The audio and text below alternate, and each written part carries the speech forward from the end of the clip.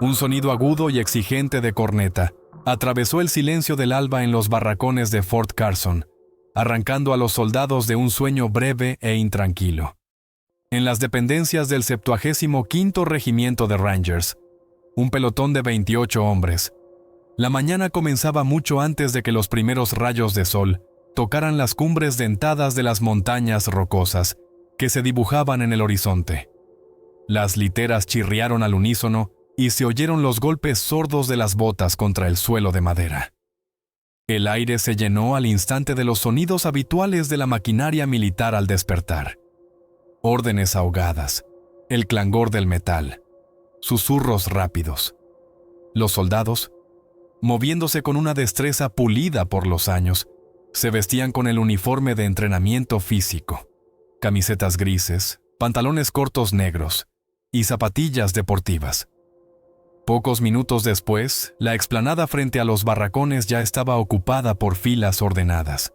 El aire fresco de la mañana les cosquilleaba las fosas nasales, haciendo que la sangre corriera más rápido por sus venas. Comenzó un intenso entrenamiento físico, una serie de ejercicios llevados hasta el automatismo, pero no por ello menos agotadores. Una carrera de varias millas a un ritmo irregular, flexiones hasta el fallo muscular, dominadas en la barra hasta que los músculos ardían como el fuego. Cada ranger se entregaba por completo, sabiendo que la debilidad de uno era la debilidad de toda la unidad. Sus cuerpos, curtidos por incontables entrenamientos, se movían en perfecta sincronía, como un único mecanismo. El desayuno en el espacioso y resonante comedor, el mess hall, fue rápido y formal. Las bandejas de comida, tortilla, bacon, tostadas, fruta, café, se vaciaban a una velocidad envidiable. Las conversaciones eran breves, centradas en los próximos ejercicios y en asuntos cotidianos. Las risas eran escasas. La tensión ante lo desconocido flotaba en el aire, aunque nadie lo demostrara. Después del desayuno, el capitán McGregor, comandante del pelotón, pasó revista matutina. Alto, en forma, con una mirada atenta y penetrante en sus ojos grises, recorrió la formación, examinando minuciosamente a cada soldado. Su uniforme era impecable, su voz, tranquila y firme, pero no admitía réplica. Comprobó la preparación del personal, hizo algunas preguntas cortas y se aseguró de que todo estuviera en orden. Sabía que cualquier nimiedad, cualquier descuido, costaría caro allá donde se dirigían.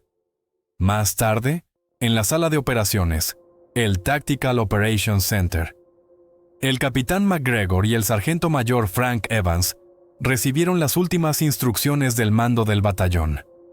El Tactical Operations Center era una sala saturada de electrónica, pantallas de monitores parpadeantes, mapas en las paredes, el silencioso zumbido de los servidores.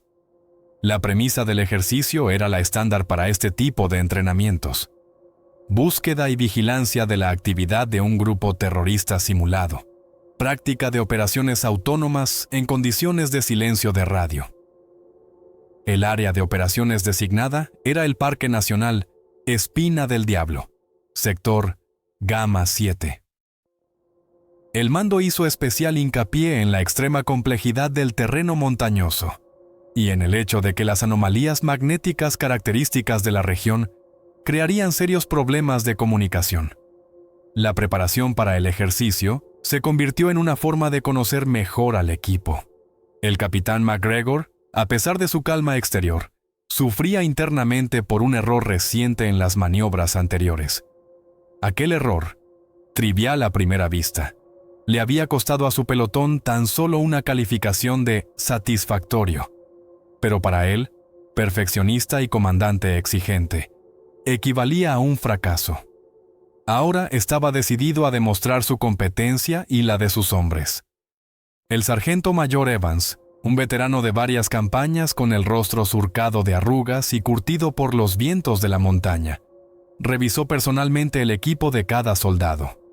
Sus observaciones eran precisas, breves e irrefutables.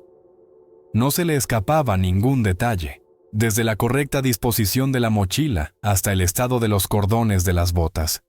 De paso, compartía con los soldados más jóvenes historias de su vasta experiencia de supervivencia en las montañas, historias que ponían la piel de gallina a los novatos. La especialista María Ramírez, la médico del pelotón, a quien todos llamaban Doc, impartió una breve pero concisa instrucción sobre primeros auxilios en condiciones de bajas temperaturas y terreno montañoso, actualizando los conocimientos del protocolo. Revisó meticulosamente el contenido de los botiquines individuales de cada soldado y reabasteció la bolsa médica del equipo con todo lo necesario. El sargento encargado del armamento pesado, cuya complexión masiva y laconismo le habían ganado el apodo de Coloso, preparaba escrupulosamente su ametralladora. Revisó cada pieza, comprobó cada una de las 12 cintas de munición.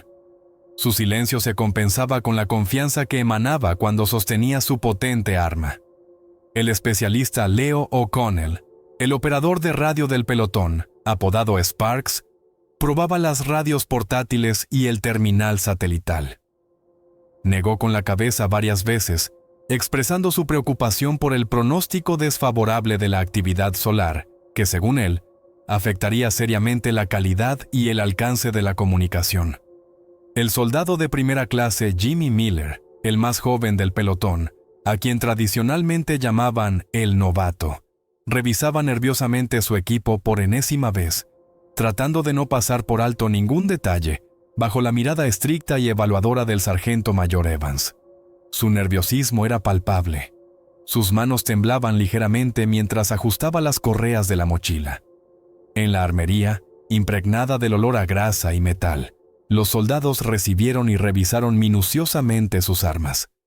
Carabinas con dispositivos de puntería, lanzagranadas acoplados M320, pistolas M17. La pareja de francotiradores, los especialistas John Hawkeye Davis y Mark Shadow Wilson, recibieron sus rifles. Se realizó una limpieza a fondo de las armas, una comprobación de todos los mecanismos y el ajuste de las miras. Cada chasquido del cerrojo, cada movimiento, resonaba con un eco sordo en el silencio de la armería. Luego siguió la carga de las mochilas del sistema Molle 2. Se comprobaron las raciones de combate. Cada soldado tomó 3 paquetes y una última, barrita energética. Las cantimploras con agua, 2 por persona. La dotación de munición estándar, 8 cargadores por carabina. Las baterías para los dispositivos de visión nocturna y los visores térmicos, así como los kits de supervivencia individuales y de grupo, incluyendo varios bloques de C4 para trabajos de demolición. El sargento mayor Evans insistió personalmente en que cada uno llevara una provisión adicional de ropa de abrigo y medios de señalización, a pesar de que esto aumentaba el peso de las ya pesadas mochilas. En las montañas el tiempo cambia en minutos, masculló, y es mejor cargar una libra extra de lana que congelarse el culo. Justo antes de despegar, el capitán McGregor pronunció un breve pero inspirador discurso ante su pelotón. No usó grandes palabras, no llamó a la heroicidad. El énfasis se puso en el trabajo en equipo, la disciplina férrea y la ayuda mutua. Somos Rangers. Siempre vamos por delante. Cumplimos la misión a cualquier precio. Recordadlo. Y recordad que vuestro compañero a la derecha y a la izquierda es vuestra vida. Sus palabras cayeron en un tenso silencio. Las últimas comprobaciones se completaron.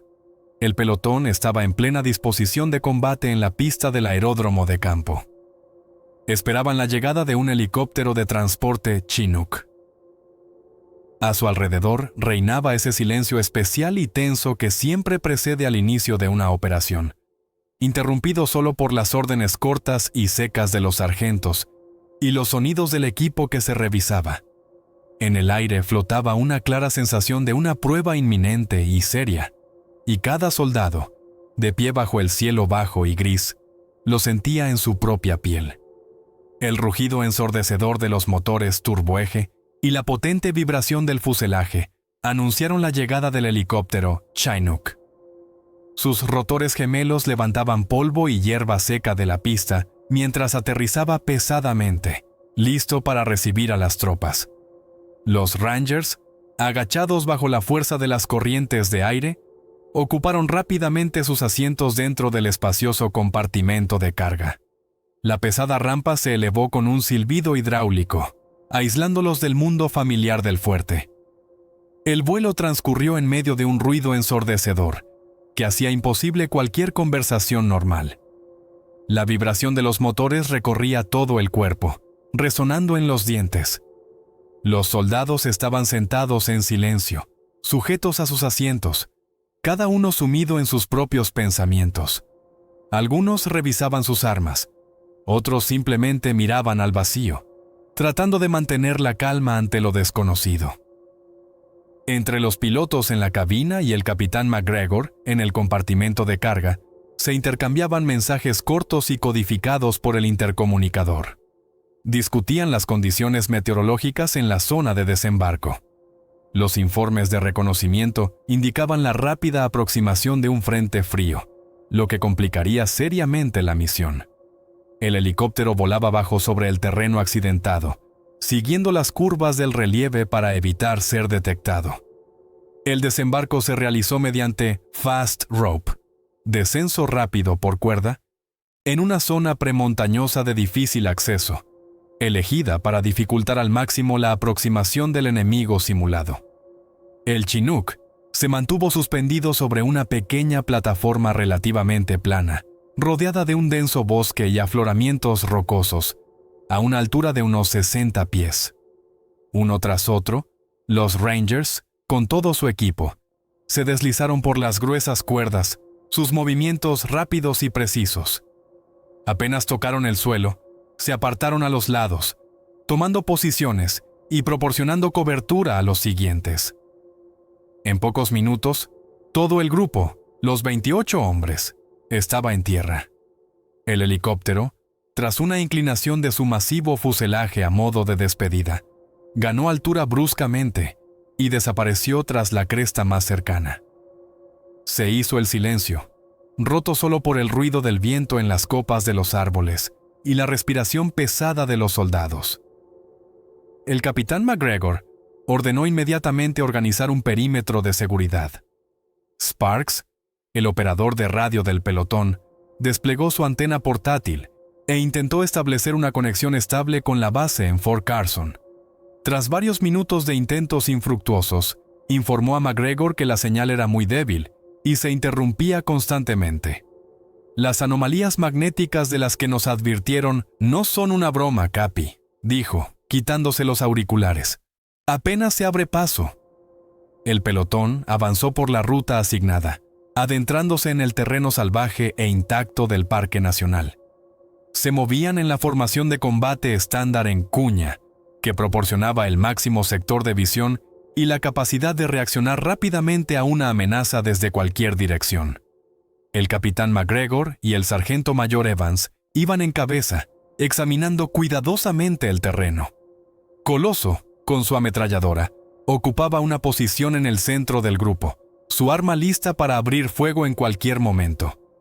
La pareja de francotiradores, Davis y Wilson, y Doc Ramírez, cerraban la columna, cubriendo la retaguardia.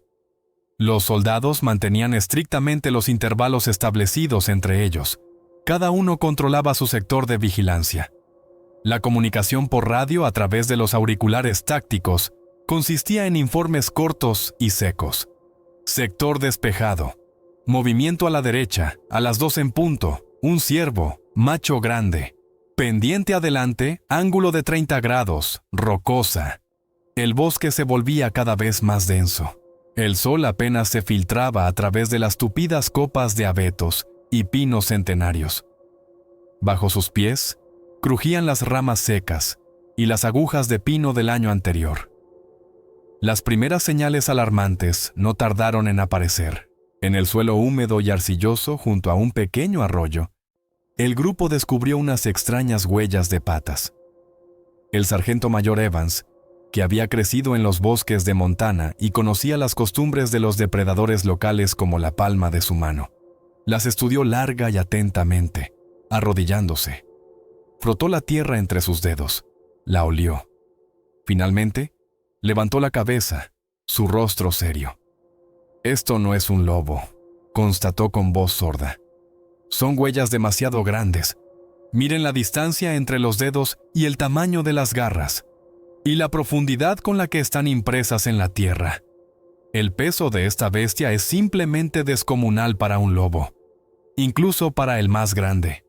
Las huellas, claras y frescas, se adentraban en el bosque, exactamente en la dirección de la ruta principal del grupo, como si un guía invisible les estuviera mostrando el camino hacia lo desconocido. Durante una breve parada junto a un arroyo de montaña, cuya agua era cristalina y helada, los soldados hicieron otro hallazgo mucho más siniestro. Eran los restos de un gran uapití, o más bien lo que quedaba de él. El enorme cadáver había sido desgarrado con una fuerza monstruosa, inhumana. Las costillas estaban rotas como cerillas. Los grandes huesos de las extremidades no solo estaban rotos, sino literalmente pulverizados en pequeños fragmentos. En las profundas heridas de los restos de carne se veían las marcas de enormes dientes, que habían dejado bordes desgarrados. Doc Ramírez, tras examinar el lugar con el interés profesional de un médico, señaló la total ausencia de señales de lucha en el terreno circundante. El ciervo había sido abatido al instante, sin la menor resistencia. Evans frunció de nuevo el ceño. Su mirada se volvió aún más pesada. «Un oso grizzly no trabaja así», murmuró, hablando más para sí mismo que para los demás. «Y los pumas tampoco. Su estilo es diferente, más limpio. Esto es otra cosa, algo muy fuerte y muy malvado». La situación se agravaba por los crecientes problemas de comunicación y el brusco empeoramiento del tiempo. Sparks intentó una vez más contactar con la base, pero informó a McGregor de una ausencia casi total de señal. El ruido estático y los crujidos ahogaban casi por completo el éter. «Estamos solos, Capi», concluyó sombríamente el operador de radio. Al mismo tiempo, el cielo, hasta hacía poco relativamente despejado, se cubrió rápidamente de nubes pesadas y plomizas. La temperatura del aire cayó bruscamente varios grados, y comenzó a soplar un viento racheado y gélido. Empezó una lluvia fina y fría, que muy pronto se convirtió en una nieve húmeda y pegajosa, volviendo todo a su alrededor gris y desolador. La visibilidad empeoró y el sendero se volvió resbaladizo. La primera noche en la Espina del Diablo fue inquieta. Al anochecer, el grupo montó un campamento oculto, tomando todas las medidas de camuflaje posibles. Las tiendas se instalaron en una hondonada, protegida por una espesa maleza. No se encendieron fuegos, utilizando solo fuentes de calor químicas para calentar los restos de las raciones de combate. Se establecieron puestos de vigilancia y se diseñó un sistema de relevo de la guardia. Por la noche, los centinelas, utilizando dispositivos de visión nocturna, observaron varias veces un movimiento rápido y esquivo en el perímetro del campamento. Sombras oscuras e imprecisas, demasiado rápidas para los animales del bosque comunes y demasiado bajas para ser humanas. Aparecían por un instante y desaparecían de inmediato, como si se disolvieran en la oscuridad. Varias veces, un extraño zumbido de baja frecuencia recorrió el desfiladero donde se encontraba el campamento, haciendo vibrar la propia tierra bajo sus pies. Este sonido provocaba una inexplicable sensación de ansiedad e incomodidad, haciendo que los corazones de los soldados latieran más rápido. El sueño esa noche fue superficial y agitado. Cada susurro los obligaba a escuchar atentamente en la oscuridad. El amanecer sobre la Espina del Diablo fue frío y gris. La nieve húmeda que había caído toda la noche cesó, pero las nubes bajas y pesadas seguían suspendidas sobre las montañas, presagiando más precipitaciones. La humedad penetrante calaba hasta los huesos. Después de un desayuno breve y desolador, compuesto por raciones frías, el capitán McGregor decidió enviar un pequeño grupo de reconocimiento a la cresta más cercana. El objetivo del reconocimiento era evaluar la situación en el terreno adyacente, y lo que era más importante, intentar encontrar un punto con una conexión de radio más estable con la base. Para esta tarea fueron elegidos 2 soldados: el soldado de primera clase Jimmy el novato, Miller, y el experimentado sargento Washington, conocido por su habilidad para orientarse en terrenos difíciles. McGregor les dio instrucciones claras: no alejarse más de 1 milla del campamento principal, mantener contacto por radio constante y regresar en no más de 2 horas. Miller, a pesar de su aparente compostura, estaba visiblemente nervioso, apretando con más fuerza su carabina. El sargento Washington, por el contrario, estaba tranquilo y práctico, como siempre. Desaparecieron en la niebla matutina que envolvía el bosque como un denso manto. Pasó media hora. La comunicación con la pareja, inicialmente regular, se cortó de repente. No respondían a las llamadas por radio. El silencio en el éter se volvía cada vez más siniestro. La ansiedad se apoderó instantáneamente de los Rangers que quedaban en el campamento. El capitán McGregor, sin perder un instante, ordenó la formación inmediata de un grupo de búsqueda y rescate. En las circunstancias actuales, se trataba, en esencia, de un grupo de reacción rápida compuesto por todas las fuerzas disponibles del pelotón. El sargento mayor Evans, como el rastreador más experimentado, encabezó la avanzadilla. La tensión en el campamento crecía a cada segundo. Los soldados, en silencio pero con una rapidez febril, revisaban sus armas, recargaban los cargadores y ajustaban su equipo. El clangor del metal, los chasquidos de los cerrojos, las órdenes cortas y secas. Todo creaba una atmósfera de peligro inminente. Doc Ramírez preparó rápidamente su mochila médica, comprobando la disponibilidad de agentes hemostáticos, analgésicos y material de vendaje. Su rostro estaba concentrado y serio. Todos comprendían que la desaparición de 2 soldados en tales condiciones era un incidente de suma gravedad, con las consecuencias más nefastas. El pelotón contaba ahora con 26 hombres, sin contar a los desaparecidos. El grupo de búsqueda, moviéndose lo más rápido posible pero con cautela, siguió las huellas de Miller y Washington. Evans, como un perro de caza, los guiaba por indicios apenas perceptibles: hierba aplastada, ramitas rotas, huellas de botas en la tierra húmeda. Aproximadamente a 1,5 millas del campamento, en una pequeña ladera cubierta de densos arbustos, se toparon con el lugar del enfrentamiento. La escena que se reveló ante sus ojos era espantosa. Alrededor había claras señales de una lucha breve pero increíblemente feroz. Arbustos arrancados de raíz, profundos surcos trazados en la tierra por la enorme fuerza de un objeto pesado que era arrastrado. En el suelo había varios casquillos de carabinas M4 y sangre, mucha sangre. Parte de ella era de un rojo brillante, humana, que se había empapado en el musgo y las hojas caídas. Pero había otra sangre, oscura, casi negra, con un brillo aceitoso antinatural y un olor almizclado agudo y nauseabundo, que golpeaba las fosas nasales. La radio del soldado Miller, o lo que quedaba de ella, yacía cerca, destrozada por el impacto de algo pesado. Las huellas del sargento Washington, mezcladas con las de unas enormes patas, se adentraban en la espesura. Más tarde, no lejos de ese lugar, el grupo encontró su cuerpo mutilado. El destino del sargento Washington era trágicamente claro. Las bajas del pelotón ascendían a un hombre.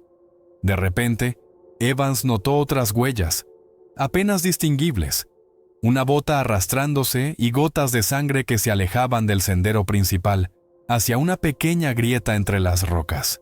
Avanzando con cautela, McGregor y Evans encontraron a Miller. Estaba inconsciente, con una herida desgarrada en el hombro y numerosas contusiones, cubierto de pequeñas piedras y ramas, aparentemente tras un desprendimiento provocado por la lucha. El novato había sobrevivido milagrosamente. Quizás las criaturas lo dieron por muerto o algo las distrajo. Doc Ramírez le prestó primeros auxilios de inmediato. Miller estaba débil, pero vivo. De repente, sin previo aviso, algo salió disparado de la densa maleza con una velocidad increíble, casi imposible para un ser vivo, y se abalanzó sobre el grupo. Se movía tan rápido que el ojo humano apenas podía registrar su desplazamiento.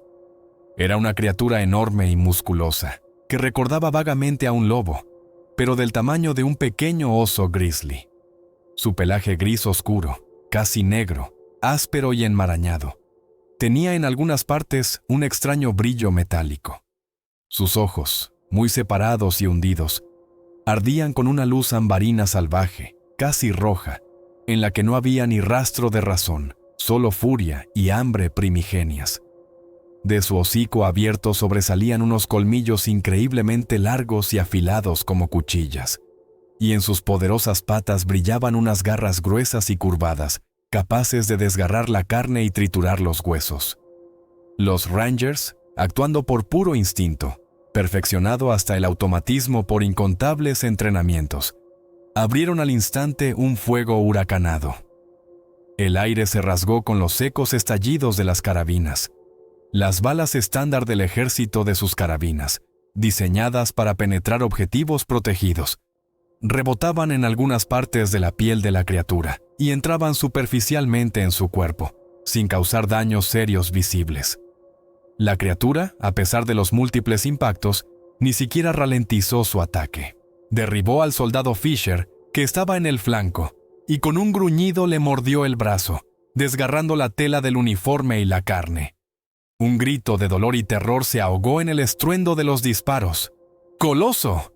El ametrallador del pelotón giró instantáneamente su ametralladora y abrió fuego con ráfagas cortas y precisas. Las pesadas balas de su potente arma infligían un daño visible a la criatura. De las heridas en su cuerpo brotó sangre oscura. Chilló de dolor, pero seguía siendo increíblemente resistente y agresiva. El combate fue breve, pero extremadamente encarnizado. Antes de que el fuego concentrado de varios cañones, reforzado por la explosión de una granada lanzada desde un lanzagranadas, acoplado por uno de los Rangers, finalmente derribara al monstruo. Este huspeó a matar al soldado Fisher. Sus heridas eran mortales. Y a herir gravemente a otro soldado, el soldado Henderson. La criatura se desplomó en el suelo. Se sacudió varias veces en agonía y quedó inmóvil. Las bajas del pelotón ascendían ahora a 2 muertos y 2 heridos, Miller y Henderson. Quedaban 24 hombres en servicio. Pero antes de que los Rangers pudieran recuperar el aliento, desde las profundidades del bosque, desde todas las direcciones, llegó un aullido escalofriante y polifónico. No era simplemente el aullido de los lobos. En él se oían notas nuevas y aterradoras que erizaban el vello de la nuca.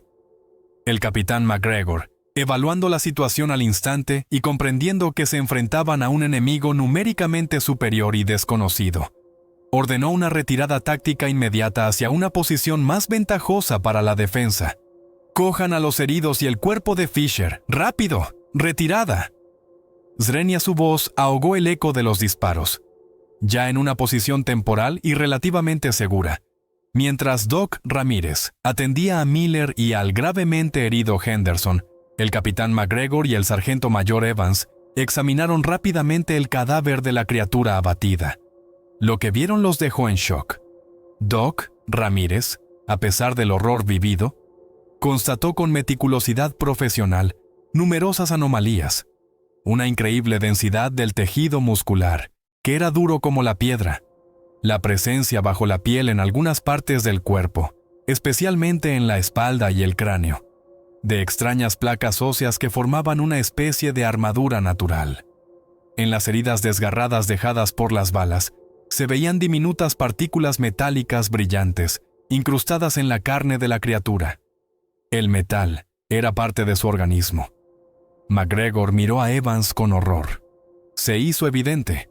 No eran simplemente depredadores agresivos generados por la naturaleza salvaje. Era algo completamente ajeno, creado y modificado artificialmente, y diseñado exclusivamente para matar. Y lo más aterrador, seguían sin tener comunicación por radio con el mundo exterior. Estaban solos en aquel infierno. El soldado Henderson, a pesar de todos los esfuerzos de Doc, murió a causa de sus heridas una hora después. Las bajas aumentaron a 3 muertos. Quedaban 21 soldados en condiciones de combatir y un herido, Miller, capaz de moverse con dificultad. La retirada apresurada se convirtió en una carrera por la supervivencia. El pelotón, cargando en camillas improvisadas los cuerpos de sus camaradas caídos, se retiraba cubriéndose unos a otros con fuego hacia un saliente rocoso que el sargento mayor Evans había visto antes durante la marcha. Aquel saliente, según él, ofrecía una posición relativamente buena para organizar una defensa perimetral. Por 3 lados estaba protegido por rocas casi verticales, y por el cuarto se abría un buen sector de tiro sobre el terreno boscoso de aproximación. El escalofriante aullido de sus perseguidores se oía por todas partes. A veces se acercaba, a veces se alejaba, pero no cesaba ni un minuto, crispando los nervios y manteniendo a los soldados en constante tensión. Las criaturas, fueran lo que fuesen, demostraban claros elementos de conocimiento táctico. No se lanzaban de frente contra el fuego, sino que flanqueaban al grupo, cortando las vías de retirada, utilizando los pliegues del terreno y la densa maleza para moverse sigilosamente. Sus movimientos eran rápidos y casi silenciosos. Solo el crujido ocasional de una rama o un susurro en los arbustos delataba su presencia. Los soldados compartían los últimos sorbos de agua de sus cantimploras, sabiendo que pronto sería imposible reabastecerse. Al llegar al saliente rocoso, los Rangers comenzaron inmediatamente a organizar la defensa. El tiempo apremiaba. El capitán McGregor distribuyó rápidamente los sectores de tiro entre los soldados restantes, indicando a cada uno su posición y los principales puntos de referencia para el fuego. Coloso instaló su ametralladora en la dirección más peligrosa, donde la aproximación a su posición era más fácil para los atacantes. Los francotiradores Davis y Wilson tomaron posiciones más elevadas, proporcionando cobertura a larga distancia. Varios soldados preparaban apresuradamente puestos de tiro adicionales, apilando piedras frente a ellos como refugio y revisando las granadas. Doc, Ramírez, encontrando un lugar relativamente seguro detrás de una gran roca, vendaba la herida de Miller y comprobaba el estado de los cuerpos de los caídos, preparándolos para una posible evacuación. El ambiente era extremadamente tenso. Cada sonido, cada susurro, hacía que los soldados se sobresaltaran y apretaran con más fuerza sus armas. El silencio, interrumpido solo por el aullido de los perseguidores, pesaba sobre sus psiques. Al caer la noche, cuando las largas sombras comenzaron a llenar el desfiladero y la visibilidad se redujo drásticamente, la manada atacó. No fue un asalto descerebrado y caótico de bestias salvajes, sino embestidas bien coordinadas y sincronizadas desde diferentes direcciones. Las criaturas utilizaron la oscuridad incipiente y el complejo relieve del terreno con una habilidad asombrosa. Se movían en silencio, apareciendo de la penumbra como fantasmas. Atacaban e inmediatamente retrocedían, sin dar tiempo a apuntar. Los Rangers respondían con un fuego denso pero económico, utilizando dispositivos de visión nocturna y visores térmicos que les permitían distinguir las firmas de calor de los atacantes en la oscuridad. En la luz verdosa y en las pantallas de los visores térmicos se veían las siluetas de enormes y veloces depredadores. Sus ojos brillantes resplandecían con un fuego siniestro. Los brillantes destellos de los disparos arrancaban por un instante de la oscuridad sus fauces abiertas y sus garras relucientes. Las balas trazadoras dibujaban líneas de fuego en la penumbra, indicando la dirección del fuego. Durante el combate se hicieron evidentes algunas características del enemigo. Quedó claro que las balas de las carabinas estándar del ejército eran poco efectivas contra estas criaturas. Solo causaban daño al impactar en puntos vulnerables, como los ojos o la boca abierta. Sus pieles, especialmente en la espalda y la cabeza, poseían una resistencia anómala. Debajo de ellas había placas óseas, como había señalado anteriormente Doc Ramírez. Las balas de la ametralladora de Coloso y de los rifles de francotirador de Davis y Wilson causaban un daño mucho mayor, obligando a las criaturas a retroceder y derribándolas.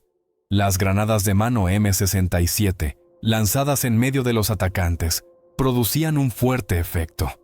Su metralla y la onda expansiva hacían que los monstruos se retiraran por un tiempo, pero por desgracia, no por mucho. Pocos minutos después, se reagrupaban y reanudaban sus ataques. Su inteligencia era evidente y aterradora. Aprendían rápidamente de sus errores, evitaban las zonas sometidas a un fuego denso y buscaban constantemente brechas en la defensa de los Rangers, puntos débiles donde atacar. Durante varios ataques encarnizados, que continuaron con breves interrupciones casi toda la noche, el pelotón sufrió nuevas bajas. Otros 5 soldados murieron y 2 resultaron gravemente heridos. El francotirador Davis, Hawkeye, murió cubriendo un flanco cuando varias criaturas rodearon su posición. La munición comenzaba a escasear. Los informes alarmantes sobre el número de cargadores restantes se hacían cada vez más frecuentes. A muchos les quedan 3 o 4 cargadores, Capi, informó Evans. Las cintas también se están acabando. Coloso está economizando todo lo que puede. El capitán McGregor, comprendiendo la gravedad de la situación, dio la orden estricta de economizar munición, disparar solo con certeza, con ráfagas cortas y precisas y disparos individuales. El número de heridos aumentaba. Doc Ramírez trabajaba sin descanso, sus manos cubiertas de sangre, propia y ajena. Corría de un herido a otro, prestando ayuda, tratando de estabilizar su estado en condiciones de campo, prácticamente sin los medicamentos y el equipo necesarios. La presión psicológica sobre los Rangers supervivientes era inmensa. El aullido y el gruñido incesantes y escalofriantes de las criaturas atacantes, las sombras que parpadeaban constantemente en la periferia de la visión a la luz de la luna que se abría paso entre las nubes rasgadas, y en el resplandor verdoso de los dispositivos de visión nocturna. El agotamiento acumulado por horas de combate y la falta de sueño. El frío penetrante que calaba hasta los huesos. Y un miedo primario y absorbente. El novato Miller, el más joven e inexperto, a pesar de su herida, se mantenía firme, pero estaba al borde de un colapso nervioso. Sus manos temblaban, sus ojos brillaban con locura. El sargento mayor Evans, al notar esto, se acercó a él, lo sacudió con fuerza por los hombros y con dureza pero sin gritar, lo hizo entrar en razón con unas pocas frases cortas y contundentes. El capitán McGregor intentaba por todos los medios mantener el control de la situación y animar a sus hombres, pero él mismo sentía cómo, con cada minuto, con cada nuevo ataque, la esperanza de salvación se desvanecía. Las bajas alcanzaban los 9 muertos: Washington, Fisher, Henderson, 5 durante la noche, Davis. Quedaban 15 hombres en servicio, de los cuales 3 estaban heridos. Durante una de las breves treguas entre ataques, cuando los aullidos cesaron por un momento y pudieron respirar un poco, el francotirador Wilson, Shadow, mientras examinaba el terreno circundante con la potente óptica de su rifle de francotirador, notó a lo lejos, a unas 3 o 4 millas al norte, en la cima de uno de los picos más altos e inaccesibles de la Espina del Diablo, un extraño y apenas perceptible resplandor verdoso. Era débil, pulsante, y emanaba de una pequeña cavidad en la misma cima de la montaña. Era la única anomalía que no encajaba en absoluto en el cuadro general de la naturaleza salvaje e intacta de aquel lugar maldito. Wilson informó inmediatamente de su observación al capitán McGregor. Aquel débil resplandor en la noche se convirtió para ellos en el único, aunque fantasmal, punto de referencia en aquel reino de oscuridad y horror. La defensa pasiva, por muy bien organizada que estuviera, conducía al pelotón a una muerte segura. La munición se agotaba a ojos vistas, el número de heridos crecía y las fuerzas de los defensores se extinguían. El capitán McGregor, consciente de ello con dolorosa claridad, tomó una decisión arriesgada, casi desesperada. Decidió formar un pequeño grupo de reconocimiento y enviarlo hacia la fuente del misterioso resplandor verdoso que se había visto en el pico lejano. Esperaba que allí se encontrara la clave para entender lo que estaba sucediendo y una oportunidad de salvación.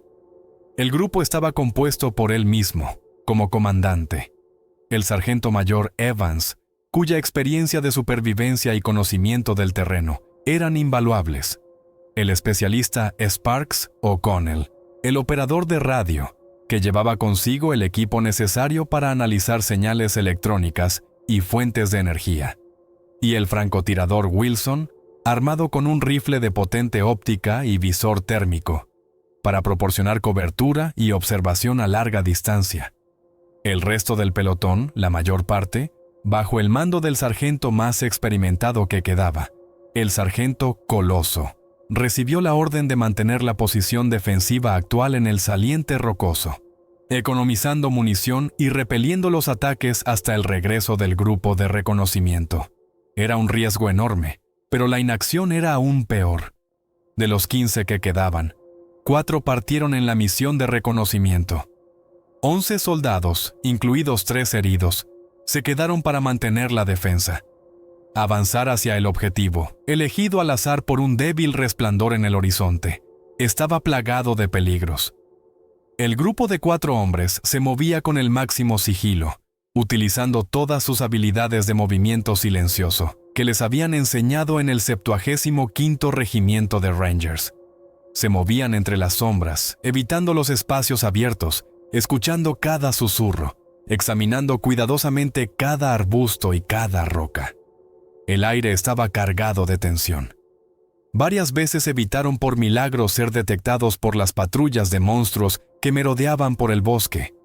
Una vez tuvieron que quedarse inmóviles durante varios largos minutos, pegados a la tierra fría y húmeda, cuando un par de estas criaturas pasó a solo unas pocas decenas de yardas de ellos. Su respiración pesada y sus gruñidos bajos se oían claramente en el silencio de la noche. Sus corazones latían tan fuerte que el sonido casi delató al grupo. Pero la suerte, por ahora, estaba de su lado. El camino hacia la cima fue largo y agotador. Les llevó varias horas y exigió a los soldados un esfuerzo extremo de todas sus fuerzas físicas y morales. McGregor compartió la última barrita energética entre los miembros del grupo. Finalmente, tras superar una empinada y rocosa subida, el grupo alcanzó la cima del pico. Lo que encontraron allí superó todas sus más audaces y sombrías suposiciones. No era una cavidad natural en la roca. Ante ellos apareció una estación de investigación camuflada, semidestruida por el tiempo y los elementos. Por su arquitectura, materiales y el estado de las estructuras, era una instalación antigua, construida durante la Guerra Fría, en los años 60 del siglo pasado. Era un proyecto secreto del gobierno de Estados Unidos, destinado a estudiar un objeto extraterrestre, dada la lejanía y la inaccesibilidad del lugar. La estación estaba parcialmente derrumbada como resultado de un terremoto. La entrada principal estaba bloqueada por enormes rocas y escombros, pero lograron encontrar una estrecha y semienterrada escotilla de emergencia que conducía al interior. Aquel resplandor verdoso y pulsante que los había guiado hasta allí provenía de un contenedor dañado, situado en las profundidades de una de las salas semidestruidas de la estación. Dentro de la estación reinaban el abandono y la ruina. Restos de equipos, instrumentos rotos, una gruesa capa de polvo y moho cubrían todas las superficies. El aire era viciado, pesado, con un claro olor a ozono y a algo más, desconocido e inquietante. Sparks O'Connell, utilizando sus conocimientos técnicos y el equipo que había traído, logró conectarse a algunos sistemas de la estación y activar la energía de emergencia con sus propias y potentes baterías militares. Para su sorpresa, algunos soportes de información habían sobrevivido. Entre los escombros y el polvo, encontró varios diarios de observación cubiertos de moho con páginas amarillentas, varias bobinas de cinta magnética y un par de viejos discos duros que, tras algunas manipulaciones, consiguió leer. Los datos que lograron extraer y descifrar parcialmente eran impactantes. Indicaban que la estación había sido construida para estudiar un objeto que había caído del cielo varias décadas atrás. En los documentos figuraba con el nombre en clave huésped celestial, pero por la descripción se trataba de un meteorito. En los diarios se describían detalladamente sus propiedades anómalas, una intensa radiación de naturaleza desconocida y la capacidad de provocar mutaciones aceleradas e impredecibles en la flora y fauna locales. Los científicos que trabajaban allí realizaban experimentos, controlando este proceso con el objetivo de crear nuevos tipos de armas biológicas y obtener una fuente de energía sin precedentes. Las últimas anotaciones, hechas a toda prisa y con claros signos de pánico, atestiguaban que los experimentos se habían salido de control. De estos mismos registros e informes, quedó meridianamente claro el origen de aquellos monstruosos lobos con los que se había enfrentado el pelotón. No eran simplemente animales mutados. Una parte de ellos era, efectivamente, el resultado del impacto de la radiación del meteorito en la población local de lobos grises que habitaban esas montañas. Pero otros, los ejemplares más grandes y agresivos, habían sido criados y modificados genéticamente por los científicos de esta estación. Se convirtieron en los guardianes del objeto, protegiéndolo de cualquier incursión externa. Su increíble inteligencia, su fuerza monstruosa, su velocidad y su agresión incontrolable eran el resultado de una selección deliberada y de manipulaciones genéticas, potenciadas por la exposición constante a la radiación anómala del huésped celestial. Sparks intentó usar el equipo superviviente de la sala de radio de la estación para enviar una potente señal de socorro en las frecuencias militares, pero el transmisor principal había resultado gravemente dañado durante la misma catástrofe que destruyó parte de la estación. Solo pudo enviar un pulso corto y distorsionado antes de que el sistema fallara por completo. Y en ese preciso momento, se dieron cuenta con horror de que su presencia en la estación había sido detectada. Desde los oscuros y boquiabiertos huecos en las profundidades del complejo, desde los niveles inferiores inexplorados, llegaron nuevos sonidos, aún más amenazadores. Un gruñido bajo y gutural, el chirrido de garras sobre el hormigón, pasos pesados. Era el Alfa, el líder de la manada, cuya existencia ya sospechaban, y otros ejemplares aún más grandes y peligrosos que habitaban directamente junto a la fuente de radiación, en el corazón de aquel lugar maldito. No les quedaba tiempo para pensar. El grupo de reconocimiento, combatiendo y disparando a varias criaturas que salieron de la oscuridad, logró escapar de la trampa de la estación semidestruida, llevándose consigo parte de los diarios más importantes y un disco duro con datos. Durante esta huida, el francotirador Wilson murió cubriendo la retirada de sus compañeros. Sus disparos precisos detuvieron a los perseguidores durante unos segundos críticos. Las bajas del pelotón aumentaron a 10 muertos. Descendieron del pico tan rápido como el terreno, y las heridas leves sufridas en el enfrentamiento se lo permitieron. Regresaron al pelotón principal, que a duras penas mantenía la defensa, con la terrible verdad. No se enfrentaban a simples mutantes agresivos, sino al producto de un viejo experimento gubernamental fuera de control. Y lo más aterrador, la fuente de esta plaga mortal seguía activa y se encontraba muy cerca, en la cima de la montaña vecina, emitiendo su radiación letal. Ahora, la ilusión de control se había desvanecido por completo, dando paso a una comprensión escalofriante de la realidad. Del grupo de reconocimiento regresaron 3, McGregor, Evans y Sparks. Junto con los 11 soldados en el saliente, quedaban 14. El regreso del grupo de reconocimiento desde la cima del pico, donde se encontraba la estación de investigación abandonada, no trajo alivio, sino una información nueva y aún más sombría. El capitán McGregor reunió inmediatamente a los soldados que quedaban en servicio y compartió con ellos la información obtenida. La conciencia de que se enfrentaban no a simples animales salvajes agresivos, sino a criaturas genéticamente modificadas, producto de un experimento científico fuera de control, cambió radicalmente su percepción de la amenaza. No eran simples bestias, eran asesinos creados y modificados deliberadamente, dotados de una gran inteligencia y una increíble capacidad de supervivencia. El sargento mayor Evans, tras escuchar el informe del capitán y revisar rápidamente los diarios capturados, determinó que la manada tenía su propio centro, una guarida situada cerca de la estación, en las inmediaciones de la fuente de radiación mutagénica. Esto explicaba la concentración de las criaturas en esa zona y su feroz defensa del territorio.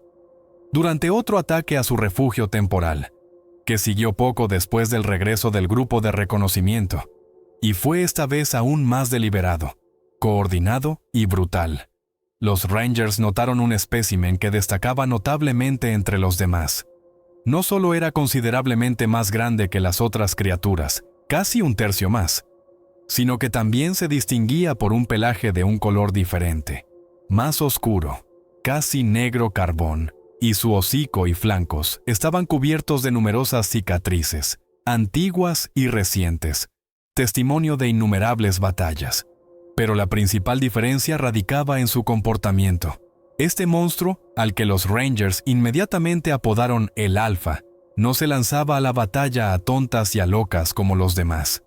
Se mantenía un poco por detrás del grupo de ataque principal, observando el desarrollo del combate y dirigía las acciones de las otras criaturas, dándoles órdenes cortas y apenas perceptibles con un gruñido bajo y gutural, y rápidos movimientos de su masiva cabeza. Sus ojos, más grandes y brillantes que los de los demás, brillaban con una luz ambarina especialmente intensa y siniestra, y en ellos se leía claramente una inteligencia fría, calculadora, casi humana. El enfrentamiento con el Alfa se convirtió en una verdadera batalla intelectual, en un juego mortal del gato y el ratón, donde los roles cambiaban constantemente. El líder de la manada demostraba unas capacidades tácticas asombrosas. Utilizaba hábilmente las características del terreno accidentado, guiando a sus soldados por barrancos y hondonadas ocultas para atacar desde las direcciones más inesperadas. Organizaba ataques falsos por un lado para desviar la atención y el fuego de los Rangers, mientras el grupo de asalto principal atacaba desde otro flanco menos protegido. Era evidente que el Alfa estudiaba atentamente la táctica de los defensores, sus puestos de tiro, sus sectores de fuego, y se adaptaba rápidamente a ella. Por ejemplo, después de que los Rangers utilizaran con éxito por primera vez las minas antipersona Claymore, colocándolas en las vías de aproximación, en el siguiente ataque, las criaturas rodearon con cautela las zonas minadas y provocaron su detonación prematura desde la distancia, lanzando piedras en su dirección e empujando largos troncos de árboles caídos. Los ataques de la manada bajo el liderazgo del Alfa se volvieron más selectivos y dirigidos. El líder apuntaba claramente a los soldados más peligrosos para su manada. En primer lugar, al ametrallador Coloso, cuya ametralladora infligía el mayor daño a sus congéneres, y por supuesto, al propio capitán McGregor, como comandante cuyas órdenes organizaban la defensa. El Alfa intentaba aislar a estos combatientes clave, separarlos del grupo principal, enviando contra ellos a varios de sus guerreros más fuertes a la vez. Los Rangers sufrieron nuevas y graves pérdidas. Varias veces, solo el sacrificio desesperado de unos salvó la vida de otros. La moral de los soldados estaba al límite. La tensión constante, la falta de sueño, el frío, el hambre y la conciencia de que luchaban contra un enemigo más inteligente y fuerte que ellos minaban su voluntad de resistir. El capitán McGregor, viendo que la táctica militar estándar y los métodos de combate habituales no funcionaban contra un enemigo tan inteligente y adaptable, se vio obligado a improvisar constantemente, a idear nuevas artimañas. Ordenó el uso de trampas caseras, cables trampa hechos con sedal y varias granadas de mano sin las anillas de seguridad, instalados en estrechos pasajes entre las rocas. Atraía a parte de la manada a bolsas de fuego preparadas de antemano, a desfiladeros estrechos donde los aniquilaban con fuego concentrado y granadas con un riesgo mínimo para sus hombres. Varias veces ordenó el uso de bengalas de señales no para su propósito directo, sino para cegar a las criaturas atacantes en la oscuridad y para prender fuego a la hierba seca y los arbustos en su camino de avance, creando barreras de fuego. Cada una de estas improvisaciones era un juego arriesgado, pero no tenían otra opción. Doc Ramírez, a pesar de su constante ocupación con los heridos, no dejaba de analizar el comportamiento de las criaturas y la naturaleza de las heridas que sufrían. Al examinar los cadáveres de los monstruos abatidos, hizo varias observaciones importantes. Determinó que estas criaturas eran muy sensibles a ciertas frecuencias de sonido. Aquel zumbido de baja frecuencia que habían oído varias veces en el desfiladero estaba relacionado con ellas, y era su forma de comunicación a largas distancias. Además, sus ojos, aunque brillantes en la oscuridad, eran muy vulnerables a la luz intensa y repentina. Esto explicaba la eficacia de las granadas aturdidoras y el uso inesperado de las bengalas para cegar. Estas observaciones, aunque menores, daban una débil y fantasmal esperanza de que el enemigo, después de todo, tenía puntos débiles. El capitán MacGregor sentía todo el peso inmenso de la responsabilidad por las vidas de sus hombres, por cada decisión que tomaba. Veía cómo sus fuerzas se agotaban, cómo sus filas se reducían, cómo disminuía la reserva de municiones y medicamentos. El conflicto interno entre la necesidad de cumplir la misión, sobrevivir a toda costa e informar al mando sobre la amenaza descubierta, y el deseo humano natural de salvar a cada uno de los soldados que quedaban en su pelotón, se volvía casi insoportable.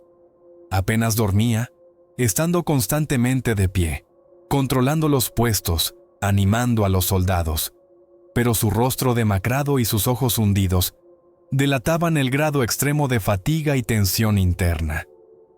El sargento mayor Evans, viendo el estado de su capitán, lo apoyaba en silencio, sin palabras superfluas, asumiendo las tareas más peligrosas y difíciles, tratando de aliviar un poco su carga. Su comprensión mutua silenciosa, forjada por años de servicio conjunto, era ahora más fuerte que cualquier palabra. La situación crítica en la que se encontraba el pelotón del capitán MacGregor alcanzó su punto álgido. Del contingente original de 28 hombres, quedaban 14 soldados, de los cuales 3 estaban gravemente heridos y otros 2 tenían heridas de moderada gravedad. En la práctica, quedaban menos de una docena de combatientes operativos. La mayoría de los supervivientes estaban heridos y al borde del agotamiento físico y nervioso total. La munición estaba prácticamente agotada. A muchos les quedaba 1 o 2 cargadores para sus carabinas, y las 2 últimas cintas para la ametralladora de Coloso, y los contados cartuchos para el único rifle de francotirador que quedaba. Se podían contar con los dedos de una mano. Las reservas de comida y agua potable también se estaban acabando y tenían que racionarlas estrictamente. Los heridos, a pesar de todos los esfuerzos de Doc Ramírez, se debilitaban a cada hora por la falta de atención médica adecuada y de los medicamentos necesarios. Los intentos de Sparks O'Connell de reparar la potente radio dañada durante el desembarco y de amplificar la señal de las radios portátiles con antenas improvisadas hechas con materiales de fortuna no tuvieron éxito. La densa niebla y las fuertes interferencias magnéticas en la zona de la Espina del Diablo hacían imposible la comunicación con el mundo exterior. La manada del Alfa no conocía el cansancio. Los monstruos mantenían a los Rangers en constante tensión, realizando ataques cortos y agotadores, sin darles un minuto de respiro, sin permitirles cerrar los ojos. En estas circunstancias desesperadas, el capitán MacGregor reunió a los sargentos que quedaban en servicio y al sargento mayor Evans para un consejo de guerra improvisado. Se refugiaron detrás de una gran roca que servía de puesto de mando improvisado. Los rostros de todos estaban demacrados, cubiertos de hollín y sangre seca. «No tenemos muchas opciones, caballeros», comenzó MacGregor con una voz baja y ronca, tratando de no mostrar su desesperación. «Quedarnos aquí esperando ayuda es una muerte segura. Nos matarán uno por uno en cuanto se nos acabe la munición. Retirarnos más adentro en las montañas sin comunicación, sin comida y con los heridos también es un suicidio». Se hizo un pesado silencio, interrumpido solo por el aullido lejano de las criaturas. Tras un breve y tenso silencio, Evans, el más experimentado de ellos, expresó lo que todos pensaban. Si queremos tener la más mínima posibilidad de sobrevivir y quizás de detener esta locura, solo nos queda una opción: atacar su guarida principal, la fuente de esta plaga, destruir al Alfa y, si tenemos suerte, la propia fuente de las mutaciones en esa maldita estación. Tras una deliberación dura y angustiosa, sopesando los insignificantes pros y los numerosos contras, el capitán McGregor tomó la decisión más difícil de su vida. Eligió el ataque. Un ataque a la guarida del Alfa, que se encontraba en la zona de la vieja estación de investigación, directamente debajo de ella, en un sistema de cuevas que conducían al meteorito caído. El plan de esta operación, desesperada y casi suicida, recibió el nombre en clave de Nieve Roja, por el color con el que se teñiría la nieve en las laderas de la montaña después de esta masacre.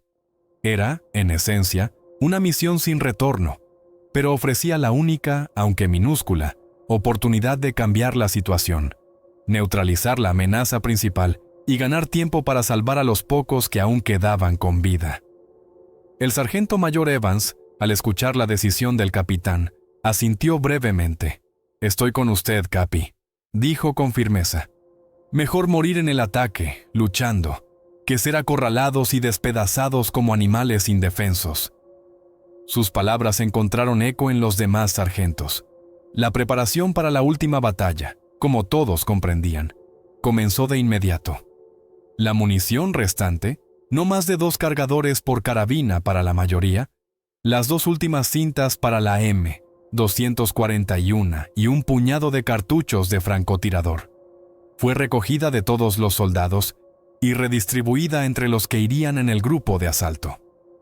Todos los explosivos disponibles, varias cargas estándar de C4 y las 2 últimas minas Claymore, fueron consolidados y preparados para su uso.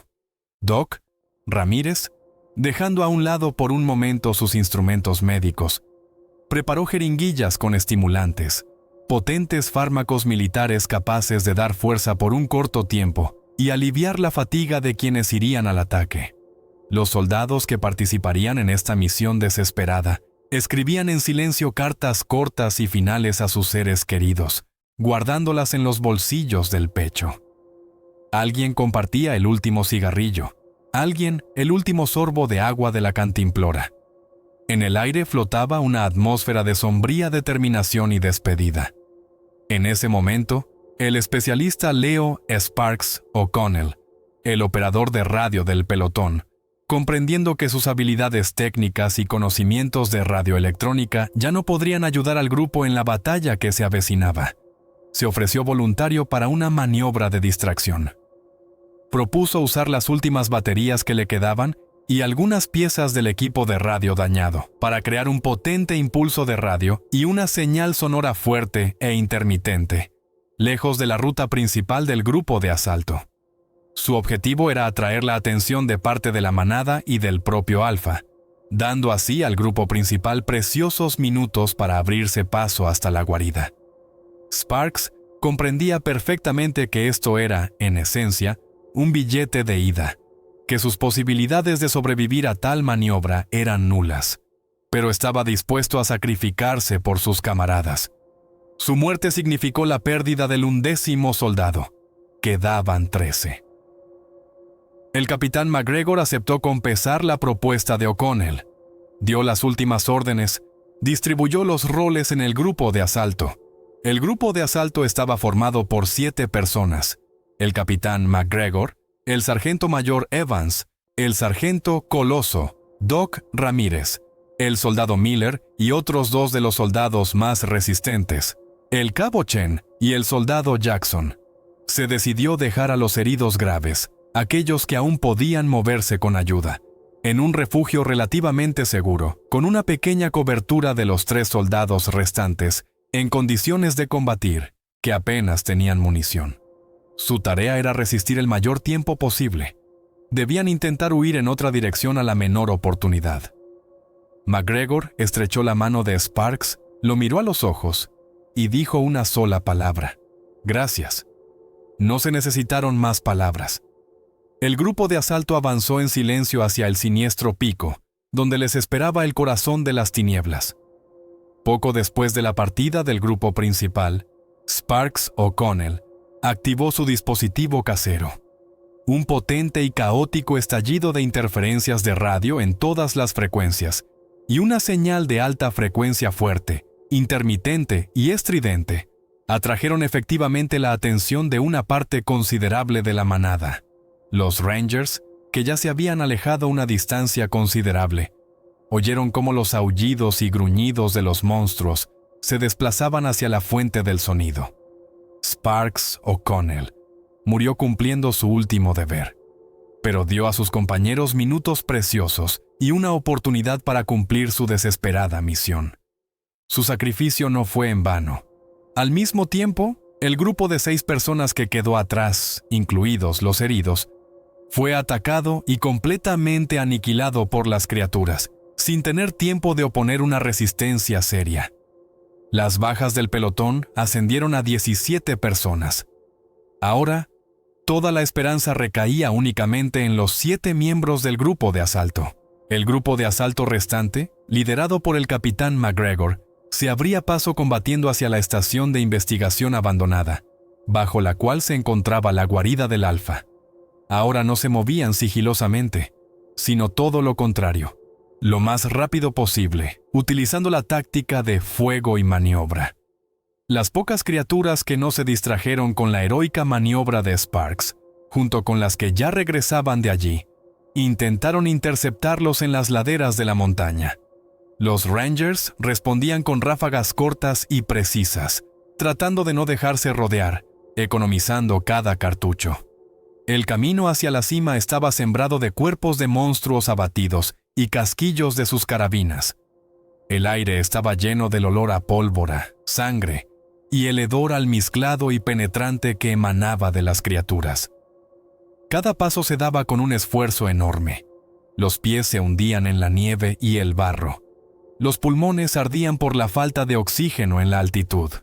La guarida del Alfa resultó estar exactamente donde habían supuesto, en un extenso sistema de cuevas naturales y artificialmente ampliadas, situadas directamente bajo los cimientos de la vieja estación de investigación. La red de túneles y salas se adentraba en la montaña, hasta el corazón mismo de la anomalía.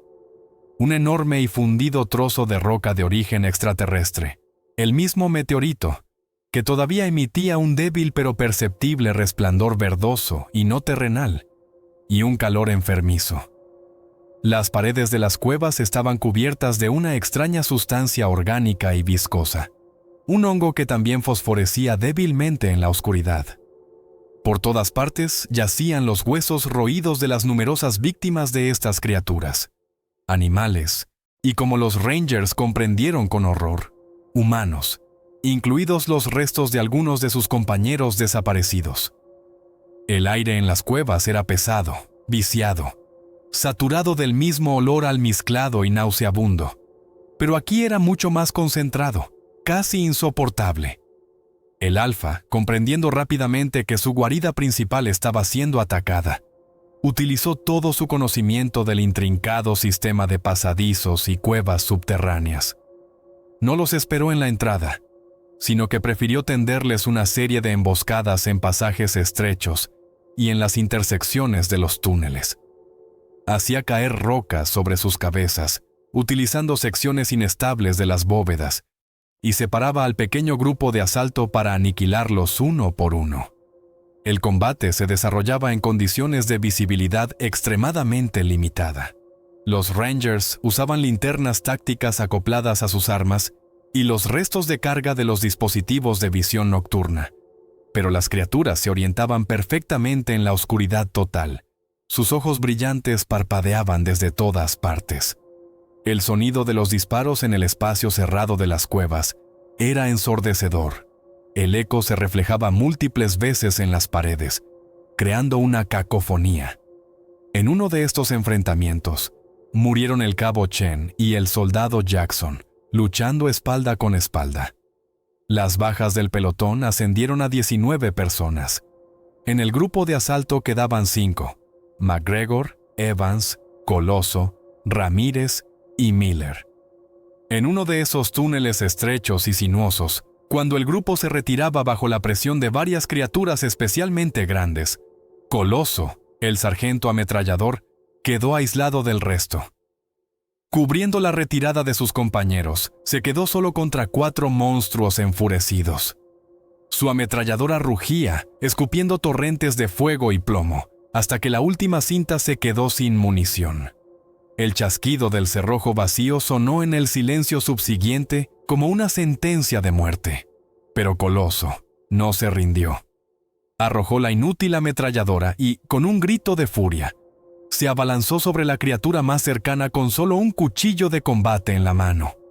Murió en un combate desigual, pero con su muerte heroica se llevó consigo a varios monstruos más, dando a los demás miembros del grupo preciosos segundos para escapar y adentrarse más en la guarida del enemigo.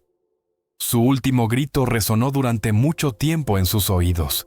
Bajas, 20 personas. En el grupo quedaban 4.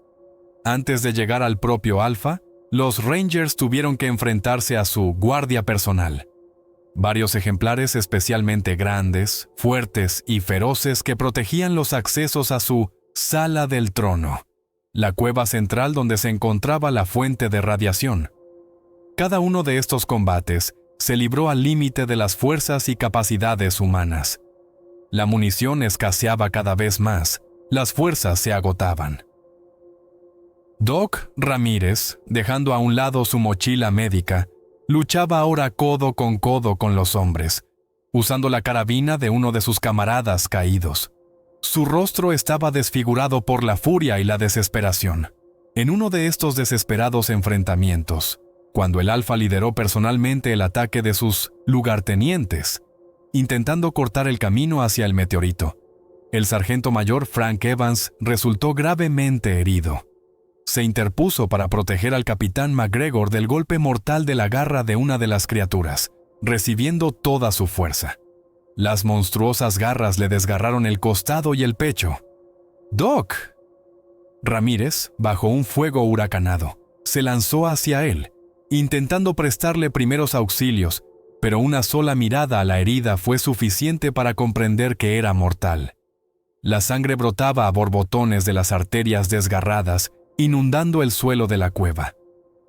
Evans perdió el conocimiento por el shock del dolor y la hemorragia masiva. El capitán McGregor, apretando los puños hasta que le dolieron los nudillos, se vio obligado a arrastrar el cuerpo de su fiel amigo y compañero de armas a un lado, comprendiendo que no podía hacer nada en ese momento. Con él solo quedaban Doc Ramírez, quien, a pesar del shock de lo que había visto, seguía luchando con la furia de una condenada, y el soldado, el novato, Miller, quien en esos pocos días en el infierno de la Espina del Diablo había madurado toda una vida. Ya no era aquel chico asustado que revisaba nerviosamente su equipo en la base. Ahora, en sus ojos ardía una fría determinación. Los 3, casi sin munición, sangrando, llegaron a la cueva central, la más grande. Allí, bajo la luz verdosa y pulsante que emanaba de la enorme y extraña piedra, les esperaba el propio Alfa, el amo de aquel lugar maldito. El macho Alfa se presentó ante ellos en toda su aterradora potencia y furia primigenia. Era enorme, considerablemente más grande que todos los especímenes que habían visto hasta ahora. Su cuerpo musculoso, cubierto de un espeso pelaje negro con cicatrices, parecía tallado en granito. Su inteligencia, fría y calculadora, brillaba literalmente en sus enormes ojos ambarinos, que estudiaban con atención, casi con desprecio, a los 3 humanos que quedaban con vida. Estaba de pie en una pequeña elevación junto al borde de un abismo bostezante, que se hundía en las profundidades desconocidas de la montaña, justo debajo del meteorito que emitía su siniestro resplandor. No era simplemente el líder de una manada de animales. Era el verdadero amo de aquel lugar, la encarnación de una fuerza primigenia e indomable, multiplicada por una misteriosa influencia extraterrestre. Su gruñido bajo y gutural rebotaba en las paredes de la cueva, haciendo vibrar el aire. Al capitán McGregor y a sus exhaustos compañeros, Doc, Ramírez y el novato, Miller, apenas les quedaba munición. Unos pocos cartuchos en los cargadores de las carabinas. En total, no más de 2 cargadores para los 3, y un par de cargadores de pistola. Eso era todo lo que los separaba de una muerte inevitable. Comprendían perfectamente que a este monstruo no se le podía vencer con disparos convencionales. Su gruesa piel y las placas óseas que había debajo lo protegían de sus últimas balas. McGregor pensaba febrilmente. Recordó las últimas cargas de C4 que llevaban consigo y que habían logrado conservar, y las palabras de Evans sobre la inestabilidad de las estructuras de la vieja estación de investigación, situada justo encima de este sistema de cuevas. Decidió colocar el explosivo en el lugar adecuado. McGregor decidió usar el entorno y los restos de astucia contra el instinto animal y la increíble fuerza del alfa. Comenzó a retroceder lentamente, provocando a la criatura, gritando insultos, disparando tiros sueltos a sus extremidades para enfurecerla aún más, pero sin causarle un daño serio. Su objetivo era atraer al alfa bajo los salientes rocosos inestables, al borde del abismo, donde se encontraba la entrada a uno de los túneles derrumbados que conducían hacia arriba, a los cimientos de la estación.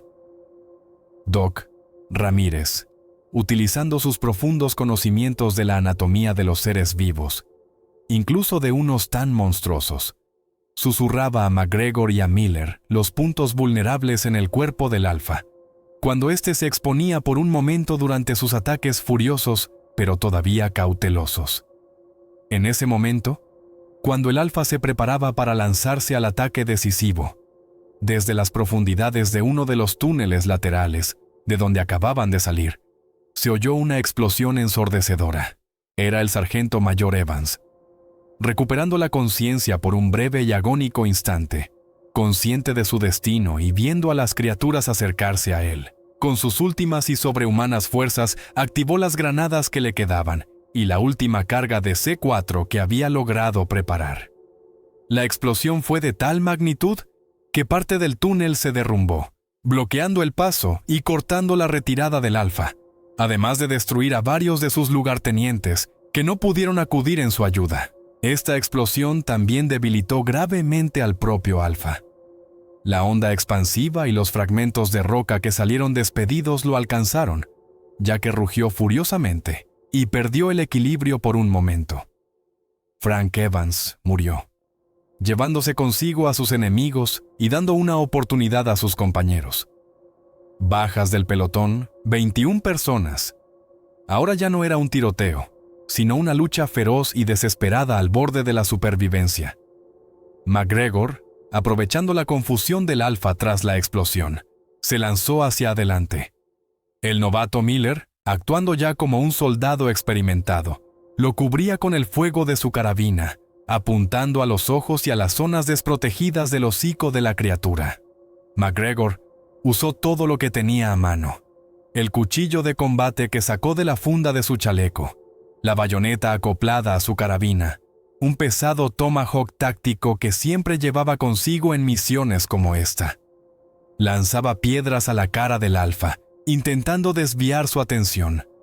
El alfa atacaba con una furia increíble, usando sus enormes colmillos, capaces de morder una barra de acero, y sus poderosas garras, que dejaban profundos surcos en el suelo de piedra de la cueva. Era una batalla no solo de fuerza física, sino también de una voluntad inquebrantable, un deseo desesperado de sobrevivir y vengar a los camaradas caídos. La destrucción del alfa tuvo un coste increíble, inhumano. Durante la feroz lucha, McGregor sufrió numerosas heridas desgarradas. Su uniforme estaba hecho jirones, la sangre le nublaba la vista. Pero en un momento dado, cuando el alfa ya lo estaba dominando, sujetándolo contra el suelo, McGregor logró revolverse y asestar un golpe. Usando un afilado fragmento del propio meteorito, que se había desprendido durante uno de los derrumbes anteriores y yacía cerca, lo clavó con una fuerza sobrehumana en una vieja herida mal curada en el cuello del alfa, sobre la que le había gritado Doc Ramírez. Era un punto vulnerable, relacionado con su dependencia directa de la radiación. El Alfa emitió un rugido ensordecedor y agónico que sacudió las bóvedas de la cueva. Se ahogó en su propia sangre oscura y se desplomó sin vida, arrastrando consigo parte del inestable borde del abismo. Inmediatamente después de la muerte del Alfa, como consecuencia de la explosión provocada por Evans y del daño al propio meteorito, comenzó el rápido colapso de todo el complejo de cuevas. Enormes rocas cayeron de las bóvedas. El suelo bajo sus pies se estremeció. Se produjo una neutralización parcial, pero muy significativa, de la fuente principal de radiación. La explosión dañó el propio meteorito, partiéndolo, y destruyó el equipo de la estación relacionado con su control. Los 3 supervivientes, el capitán McGregor, gravemente herido, sostenido por Doc Ramírez, y el novato Miller, apenas lograron salir de la guarida que se derrumbaba a través de una de las salidas de emergencia semibloqueadas que habían visto antes, justo antes de que todo a su alrededor se sumiera definitivamente en la oscuridad y el estruendo. Escaparon a la superficie literalmente segundos antes de que la entrada a las cuevas quedara completamente bloqueada por el derrumbe. Exhaustos, cubiertos de sangre, barro y hollín, pero vivos. A la fría y nevada superficie de la montaña, bajo un cielo bajo y plomizo, salieron unos pocos, solo 3. El capitán McGregor, que había sufrido numerosas y graves heridas desgarradas y había perdido mucha sangre, apenas se mantenía en pie, apoyado en los hombros de sus compañeros. La especialista María Doc Ramírez, ella misma herida y agotada hasta el extremo, pero no quebrada. Y el soldado de primera clase Jimmy, el novato Miller, en cuyo rostro, durante esos pocos días de horror, se había congelado la expresión de un hombre adulto que había vivido mucho. De los 28 Rangers que partieron para el ejercicio, solo sobrevivieron 3. Menos de la mitad, mucho menos. Estaban solos en medio de la naturaleza hostil, salvaje y nevada de la Espina del Diablo, casi sin fuerzas, sin comida, sin agua y sin ningún equipo, excepto sus armas personales con los últimos cartuchos. A su alrededor, solo se extendían cumbres silenciosas y nevadas y un bosque negro y muerto. Sus pruebas aún no habían terminado. Sin embargo, la salvación llegó inesperadamente, cuando ya casi habían perdido toda esperanza. Después de vagar durante varias horas por las laderas nevadas, intentando encontrar un camino hacia abajo, hacia las estribaciones, compartiendo los últimos sorbos de agua de deshielo, se toparon accidentalmente con un pequeño sendero cubierto de nieve, que los condujo a un camino forestal abandonado. Y fue allí, cuando sus fuerzas ya los abandonaban por completo, donde los encontró un equipo de búsqueda y rescate. Tras una prolongada falta de comunicación con el pelotón de McGregor, y después de que la base detectara, aunque no descifrara, aquel desesperado impulso de radio enviado por Sparks O'Connell antes de su muerte, el mando de Fort Carson, tras algunas vacilaciones y trámites burocráticos, envió helicópteros en su búsqueda. Ellos mismos se encontraron con los rescatistas que peinaban la zona del ejercicio. Los supervivientes fueron evacuados inmediatamente en helicóptero al hospital militar más cercano, situado en una de las grandes bases aéreas. Tras recibir atención médica de urgencia, cuando su estado se estabilizó, comenzaron los primeros interrogatorios. Pero no eran los investigadores militares habituales de la policía militar. A sus habitaciones acudían personas completamente diferentes. Hombres sombríos y lacónicos con trajes civiles caros y formales, y ojos atentos y fríos. Se presentaban como empleados de diversas agencias gubernamentales. Sus preguntas eran muy concretas y se referían a los más mínimos detalles de lo sucedido, pero no les interesaba tanto el destino de los Rangers caídos como la naturaleza del enfrentamiento y las características del enemigo. La versión oficial de los hechos, que pronto se comunicó a los supervivientes y que luego se presentó al público, Era hasta la banalidad simple y predecible. Un trágico accidente durante unos ejercicios rutinarios en condiciones de montaña y bosque difíciles. Las causas citadas fueron una repentina avalancha de nieve, el ataque de una manada de lobos inusualmente grandes y agresivos, y el hecho de que el grupo se perdió debido a condiciones meteorológicas extremas y al fallo del equipo de radio. Todas las menciones a mutantes genéticamente modificados, a la estación de investigación abandonada, al meteorito caído y a su radiación anómala, fueron estrictamente prohibidas e inmediatamente suprimidas. Mientras tanto, en un laboratorio subterráneo de alta seguridad, perteneciente a los servicios especiales, científicos con trajes de protección estériles con capuchas y respiradores estudiaban minuciosamente muestras de tejido de las criaturas abatidas, traídas de la espina del diablo, y pequeños fragmentos del mismo meteorito, evacuados en secreto del lugar de los hechos.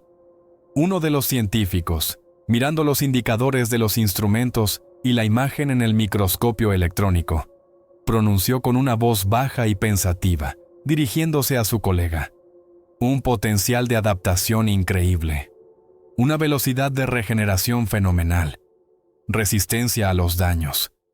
Definitivamente, debemos continuar la investigación en esta dirección, abrir nuevos horizontes.